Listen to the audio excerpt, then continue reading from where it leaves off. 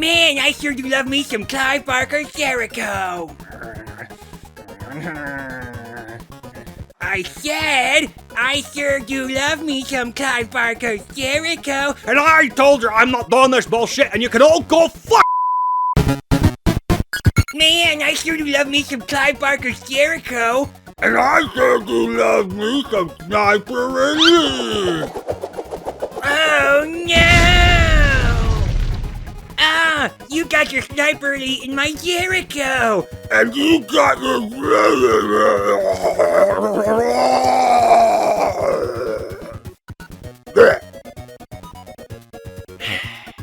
See this? This is why nobody invites you to anything.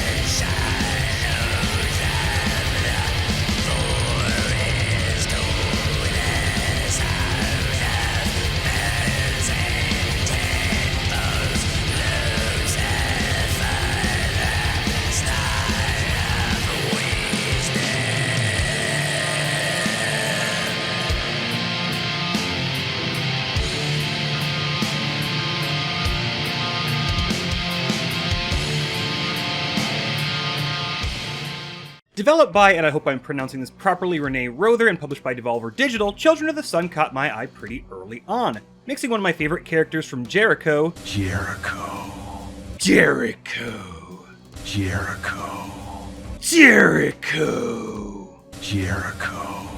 Jackie Chan, as well as the classic sniper action game Sniper Elite. They built a score attack pseudo-puzzle action shooter following the tale of a young lady who finds herself slaughtering a cult who murdered her parents. I was sold on the game early on, despite the fact that I'm only just now getting to it and it releasing April 9th in the year of our darkest timeline 2024. You are... Well, the online manual only refers to her as the girl, but I'm going to call her Abigail for what I hope are pretty obvious reasons by this point. Abigail, no, you're in control of the brain, Abigail. Thank you. So Abby's parents are devout members of the Children of the Sun cult. One fine day they were shooting at some food when young Psychic misses her shot, and rather than discovering her in a bubble and crude, she discovers she has psychic powers and takes control of the bullet's trajectory to kill not 1, not 2, and 5 is right out, but 3 deer. This information gets around because you can't have nothing to yourself in this stupid fucking cult and I hate it here, and the leader decides, I don't know, something. That something involves something else, and violence ensues, and Crack is out here getting shot and stabbed and shit, and little Miss Mind Bullets decides it's time to dish out some 308 Winchester justice. And I'm gonna just start out fast by saying there's literally only one aspect that I dislike about the game, and even that's not a problem. I mean, it represents 0 issues whatsoever and in no way impacts the quality of the game. I just would have preferred a different option. We'll get there, but if for some reason you were waiting to hear from my dumbass about the game before jumping in, it's a 10 out of 10 and I highly recommend it. So let's get into the absolute shenanigans.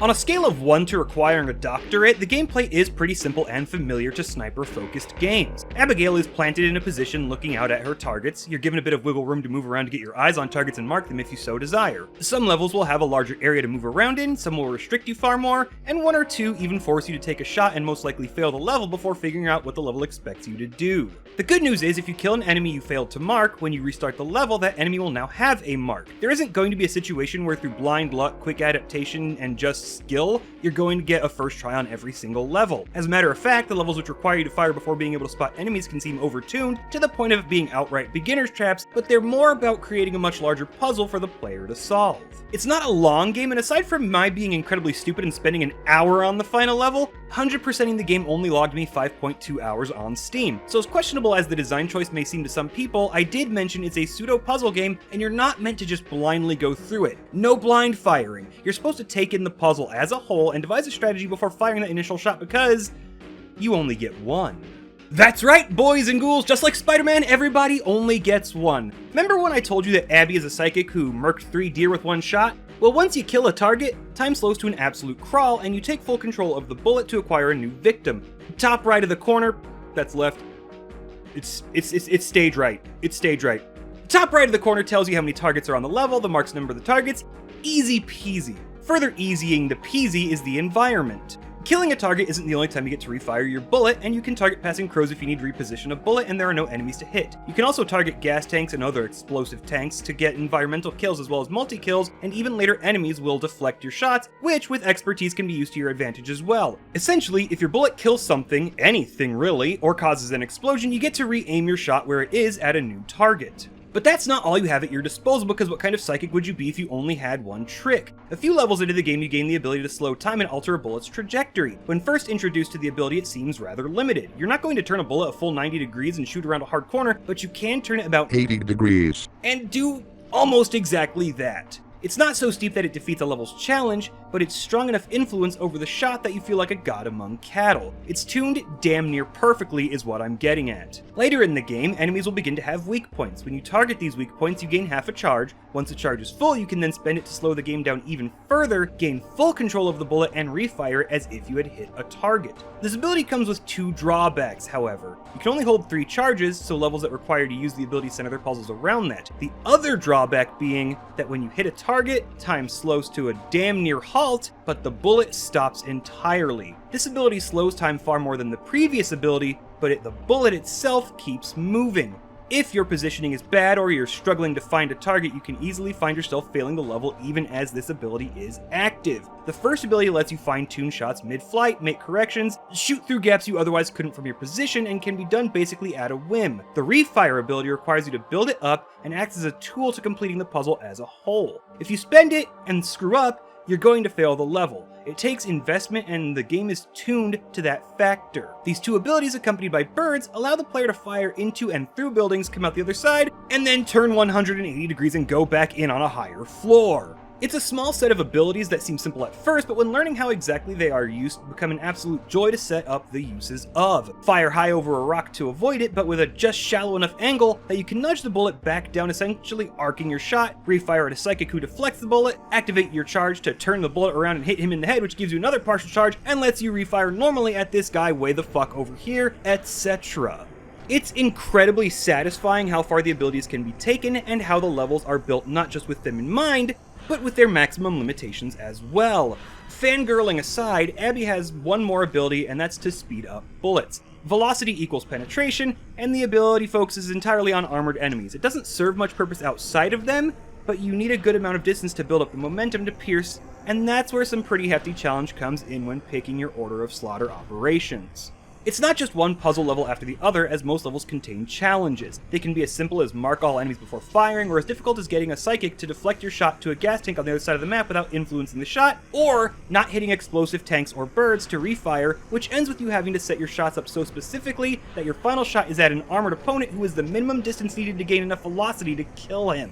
Levels never get too overtuned, though the final level starts on a bit of that side, but the challenges get really specific, and some will require you to learn the patterns absolutely of every enemy to pull off. Like having to shoot a car's gas tank while it's drifting so you can kill 3 targets at once. Moving targets aren't too hard to deal with, but cars will become your biggest obstacles when it comes to the score attack elements. Scoring is simple. The amount of time you spend in the level is counted against you. Where you hit the enemy provides a bonus to the score, each kill increases the multiplier, refiring detracts from the score. It's simple enough, but after you start the multiplier, slowing the bullet will run the multiplier timer down, and so will re-aiming. So you have all the time in the world essentially, but if you want to get into the leaderboard elements, you really don't. And finally, we can talk about the controls. You literally play with one hand. Left mouse to enter aim mode, to fire and to speed up a bullet, right mouse hold to slow and nudge, click to activate refire, and when not aiming, take the mask off, which I don't think does anything. Simple as that, but I mentioned you can move around the level before firing. That's also done with the mouse, and I don't like it.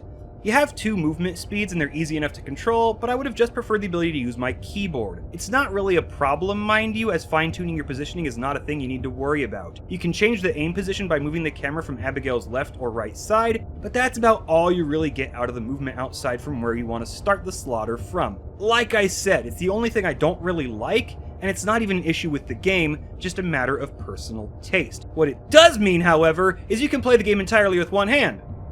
So you can eat pizza with your other hand like we're gaming in the Clinton years. Graphically, the game isn't super deep, but it uses what it has incredibly well. Aesthetically, the game takes a bit of a comic book style of dark and gritty, which goes a good way to help the player differentiate enemies from the environment, even as it's obscuring them. Lending an extra hand are the cutscenes, which play out more as animatics with striking artwork and audio that helps sell the intensity even as it's just still images. It's a very gritty look and one that goes a long way. And then there comes the soundscape, which is handled by Canadian artist Aidan Baker. There's a bit of music, but not a lot. When you're acquiring targets, you'll get some small strums of what comes off as an acoustic guitar, and the faster you move around the map, the more you get, helping sell the tension. And then you pull the trigger, and what festering goo remains of my soul comes alive. Gain, reverb, delay, open note,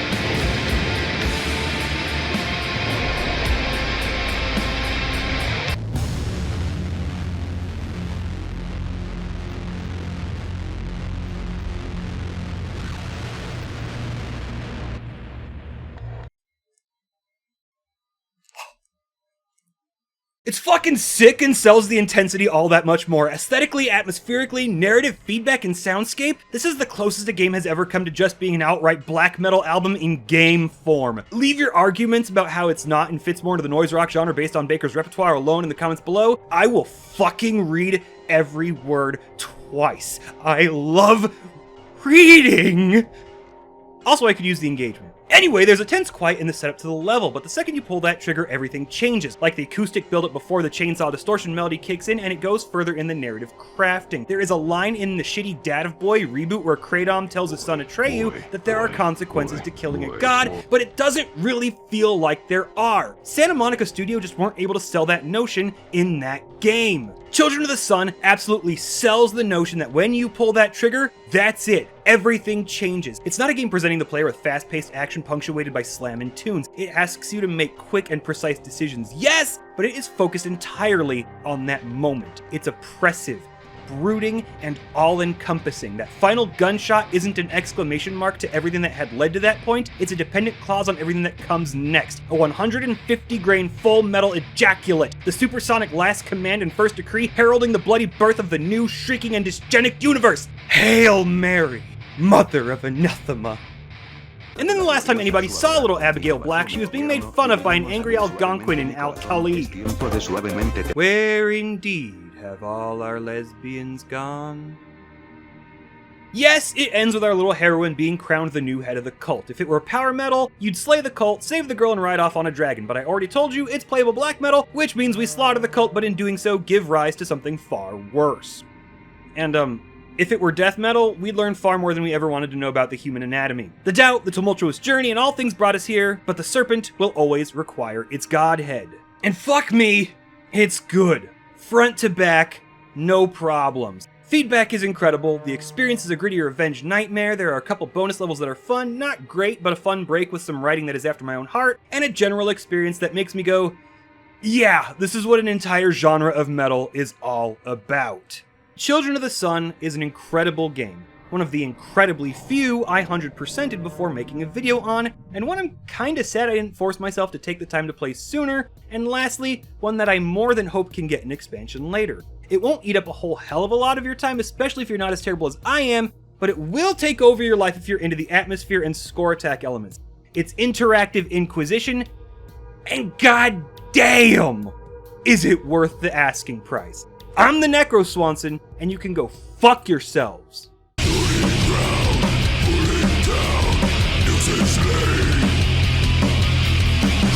Sound.